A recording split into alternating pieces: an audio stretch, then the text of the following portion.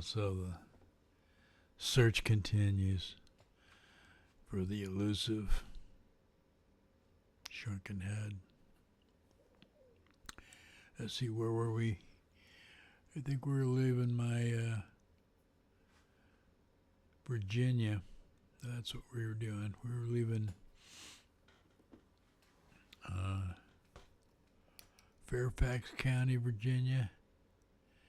We lived in the neighborhood of Mosby Woods, right near Accotank Creek. And supposedly Mosby's Raiders. I'm pretty sure they were like Confederate Raiders. There's probably still some Confederate Raiders around there. Trust me. All right, so we had to follow my stepdad's company, and so we ended up in a little apartment building in Cupertino, but we were waiting for our house on Chalet Lane, which was all of a sudden we're going to move into like the most bouvet house that we've ever lived in as a family, as my family, my mother's family, my dad's family, my the colonels on the base. They always had really nice places if they lived on base. But anyway, Saratoga High School. This is the first time in really, I'd been away from California, and I had gone from like the sort of LA 50s mentality up to the Bay Area. Back in those days, I'm pretty sure the main employers in the valley was like, the big military complex, Hewlett Packard, and there's all kinds of airline places, airplane places, and they had Moffett Field going, which was a big test. I mean, whatever, I'm just saying that's why my stepdads went there. This is before the Silicon Valley kicked in, of course. This is in the 60s, probably about 1965 now, or 1966. Okay, I'm in the 11th grade. I get to Saratoga High School. I start moving and grooving. I figure out the kids I'm going to hang out with kind of pretty quickly. I figure out the band thing pretty quickly. And first thing that happened is I met up with an old cat named George Briggs. And Dave Monley was the guitar player. And like I've said in other videos, where's Dave Monley? Whatever happened to Dave Monley? Anyway,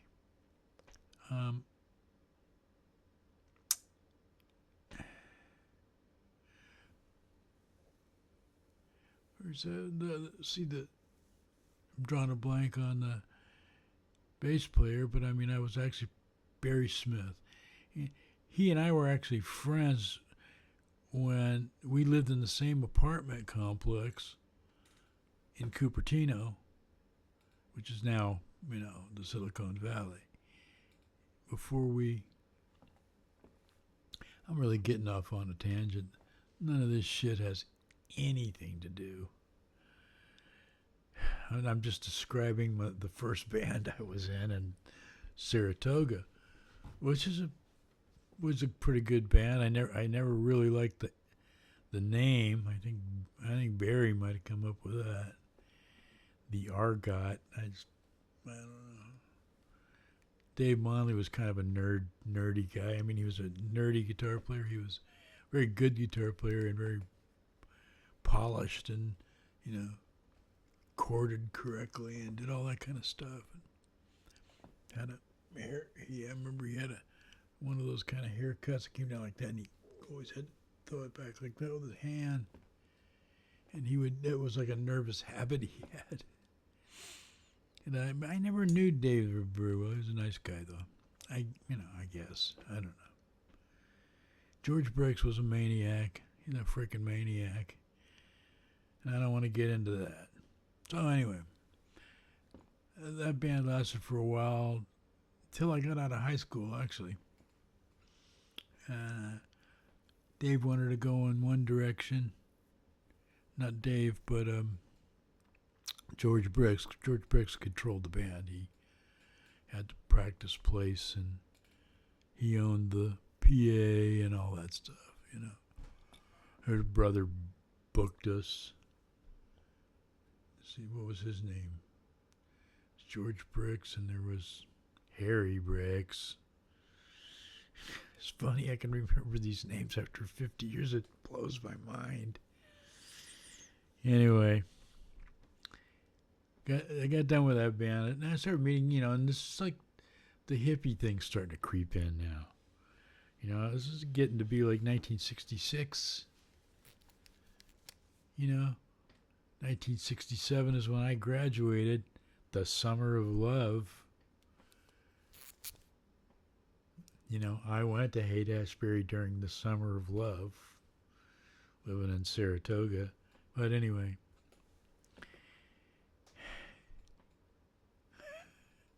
and we went to,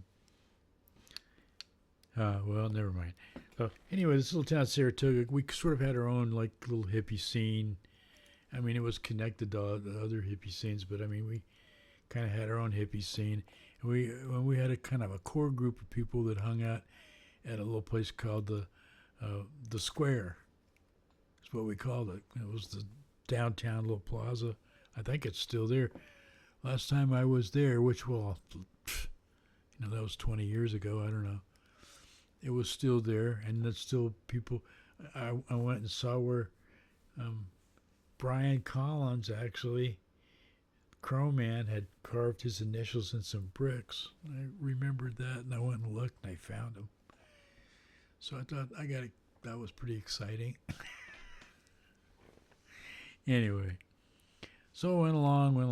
I was in bands, but I got into our first band was the St. James Faders, and that was the Weltroth brothers and the Lawrence brothers, Rob and me, and Bernie Madsen. And that band was a crazy fucking band. We did all original material. We got hooked up with I hooked us up with a cat in L.A. who was the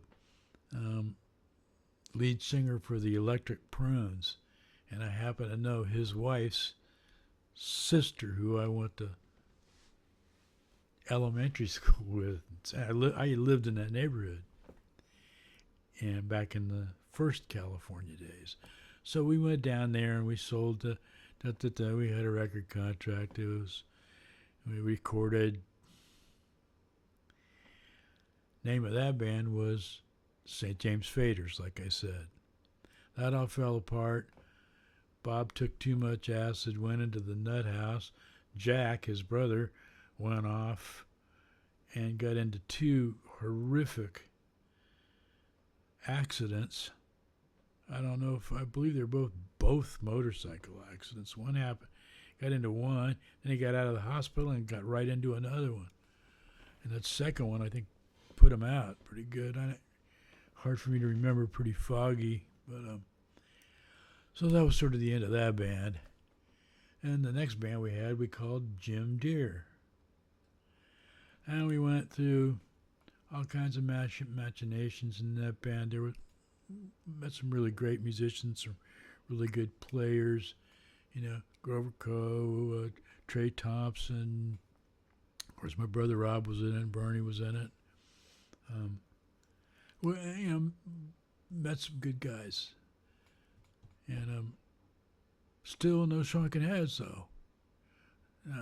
This band was the Jim Deere band, which nobody, I think Bernie and I were the only ones who liked it, but we spelt it Jim Deer. We didn't make a fake John Deere thing, So and that went here and that went there, and then that band split up. Grover left with the Lollapaloozas, and I think Trey went with the Lollapaloozas or went with my brother. I can't remember. Lollapalooza'd.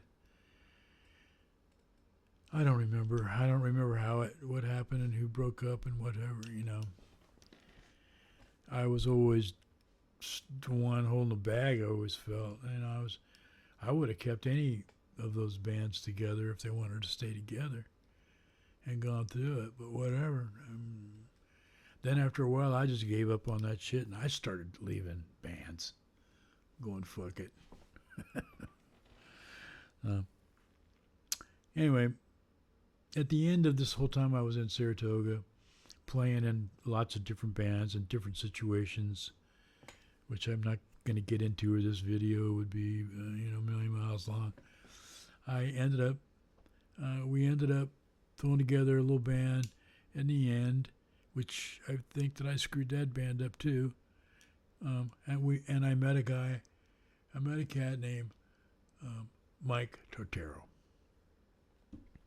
Mike Tortero had just breezed in from the North Ridge earthquake, and somehow or another we hooked up. And I can't remember. He's one of those guys that's in your life that he's always been there, even though we met in our 20s. I mean, I don't remember the particular day or anything like that. I don't remember. Did he pick me up hitchhiking? So anyway, he's real important to the Shrunkenhead story, which we're going to be getting to in a little while.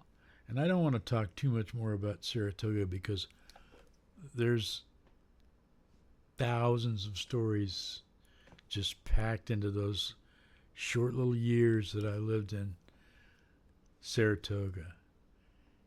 And I actually plan on talking about a lot of those things as time goes on, but there's so many of them that are just one video at a time. Like I talked about the Crow Man. Well, I could do a whole video on the Crow Man, which I probably will one day. It's a very interesting story. And another really, really crazed psychedelic dude who had a heart as big as you would ever want. Huh. Anyway, that's enough of that. I'm doing this. I gotta wait. I'm doing this one on Pro Tools Studio, so I wait till I go around. I've been on my other studios. I mean, I've been on the one I've been working on, but then I've been on my laptop. My daughter's still here, so we're getting ready to blast off for Panama City in the next day or so and go see the two boys. I think we rented a condo over there that they're already staying at. So I don't know why we're not going over there. I think we're not going over there. I don't know why. Because my daughter's here and she's leaving for her aunt's. She's not coming with us, but her aunt lives up in Brunswick, Georgia. That's just south of Savannah, Georgia, for all you people that know about Georgia. And I'm pretty sure they're Democrats, so I'm not, it's not a big deal with us. Everywhere we go, we don't even really hang around with people that aren't Democrats. Well, that's not true. Panama City's, we'll be hanging around with a lot of people that aren't D's, big D's, little D's, whatever. They're going to be R's. Yeah, that's all so foolish. Anyway, so I'm going to do that. We're going to leave the Saratoga thing pretty short. As short as this, however long this was, probably not that short. Because I know I lose track of time when I'm running my mouth. Anyway, after this, I go back to Pensacola, and I stay there for a number of years, and then I come back, and I'll talk. Well, let me finish this one, because I only went back for about a year and a half, 2 years, and I started working at this bottle club. And then I met somebody, and we decided to come back here. So I went to Santa Cruz, and we ended up having a band there for a short time. And me and this cat, Mike Tortero, and Bernie, and we had a drummer out of Monterey, and we were called the Clone Rangers. Now, next to the Shrunken Heads, you got to admit the Clone Rangers was, you know, and we all practiced and lived at Michel Lachey's house. And speaking of Michel Lachey,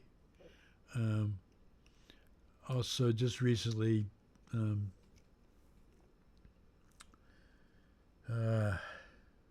Charlene Sellers passed away. So, anyway, bye-bye. Happy trails. All right. So anyway, that was a quick. Went back to Pensacola, and then came back and did a little stint with the Clone Rangers. Then I left again and went back to Pensacola, and that time, that'll be my next video. All right. Buenas noches, and I'll catch y'all in the funny papers stuff.